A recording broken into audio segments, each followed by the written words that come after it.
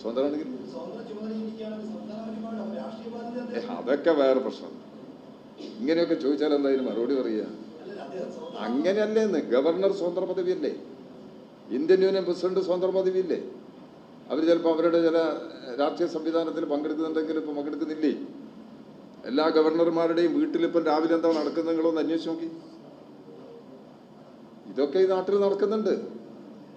എന്നാൽ ഇവർക്കൊന്നും പരസ്യമായ രാഷ്ട്രീയ പ്രവർത്തനം അനുവദനീയമല്ല ഈ സ്വതന്ത്ര പദവിയിൽ നിൽക്കുന്നവർ. ഇത്രയും പറയുന്നു. എന്നെ കൊണ്ട് പറയിപ്പിക്കരുത് ദയവ് ചെയ്തിട്ട്. RSSനോട് ശക്തമായ അഭിപ്രായ വ്യത്യാസമുള്ള ഒരാളാണ് ഞാൻ. ഒരാളെന്നല്ല, ഒരു പാർട്ടിയുടെ പ്രതിനിധിയാണ് ഞാൻ. RSSനോട് ശക്തമായ അഭിപ്രായ വ്യത്യാസം.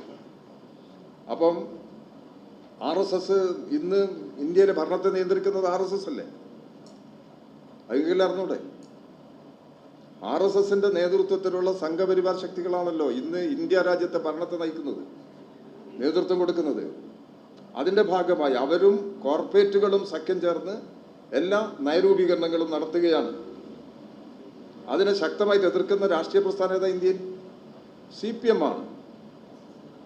ഇടതുപക്ഷ ജനാധിപത്യ മുന്നണിയാണ് കേരളത്തിൽ ഈ നിലപാടിനെ എല്ലാം എതിർക്കുന്നത്. അതാണ് യാഥാർത്ഥ്യം. ആ യാഥാർത്ഥ്യത്തെയും കണ്ട് ആ യാഥാർത്ഥ്യത്തെ പ്രോത്സാഹിപ്പിക്കാനാണ് നിങ്ങളെല്ലാവരും ശ്രമിക്കുന്നത്. ചെറിയൊരു പ്രശ്നത്തിലോ ഒരു ചെറിയ സ്ലിപ്പിലോ അതാണ് ഈ കേരളത്തിൻ്റെ എല്ലാ വിഷയവും എന്നുള്ള നിലയിലേക്ക് ദയവ് ചെയ്ത് നിങ്ങൾ വഴിതിരിച്ച് കൊണ്ടുപോകരുത്.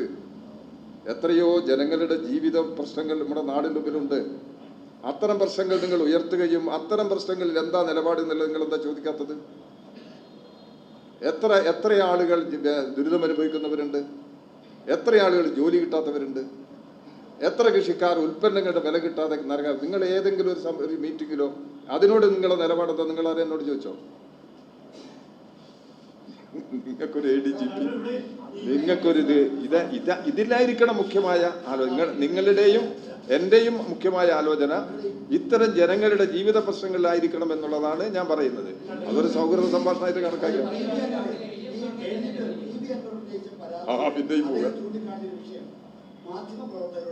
മന്ത്രിമാരുടെ മുഖ്യമന്ത്രിയുടെ ഫോൺ ചോർത്തുന്നു എന്നതാണ്.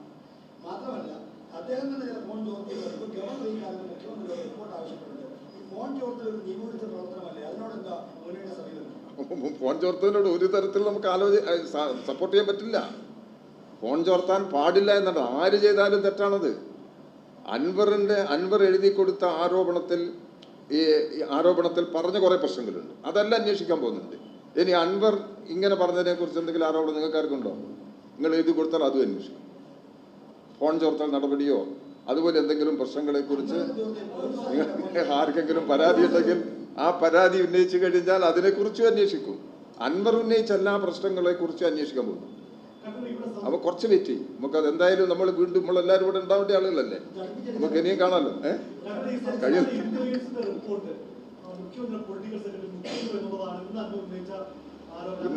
അൻവർ അങ്ങനെ ഒരു പരാതി ഉണ്ടെങ്കിൽ അൻവർ രേഖാമൂലം ഒരു പരാതി കൊടുക്കട്ടെ. അൻവർ നേരത്തെ നൽകിയ പരാതിയിൽ ശശിയെ സംബന്ധിച്ചിടത്തോളം ഒരു പരാമർശവും ഇല്ല. ഇനി ശശിയെ കുറിച്ച് എന്തെങ്കിലും പരാമർശമുണ്ടെങ്കിൽ അയാൾ ഉന്നയിക്കട്ടെ. എല്ലാ ദിവസവും ഇങ്ങനെ ആരോപണം ഉന്നയിക്കില്ല. അതിന് ഒരു നല്ല ലക്ഷണമാണ്. ഒരു പ്രശ്നങ്ങൾ തുറന്ന് പറഞ്ഞു, അതിനെ വരെ ഗവൺമെന്റ് അന്വേഷിക്കാം എന്നുള്ളത് പറഞ്ഞു. ഇനി അതിൽ അഡീഷണൽ ആയിട്ട് എന്തെങ്കിലും പ്രശ്നം അദ്ദേഹത്തിന് ഗവൺമെന്റിൽ എഴുതി സമർപ്പിക്കാം. അത്തരം ഒരു നിലപാട് എടുത്തിട്ട് പോലല്ലേ ശരി? അങ്ങക്ക് തോന്നില്ലേ? നിങ്ങൾ ഈ അൻവറിനൊന്നും വെറുതെ കുഴപ്പത്തിലാക്കല്ല എന്നൊന്നും ഞാൻ പറഞ്ഞിട്ടില്ല. മുന്നണിയിൽ CPM മെമ്പറല്ല അൻവർ ഇടതുപക്ഷ ജനാധിപത്യ മുന്നണിയുടെ ഭാഗമാണ്. അയാൾ സ്വതന്ത്ര സ്ഥാനാർത്ഥിയാണ്. ആ നിലയിൽ ചില സ്വതന്ത്രമായ നിലപാട് അയാൾ എടുക്കുന്നുണ്ട്. അത് നോക്കാം നമുക്ക്.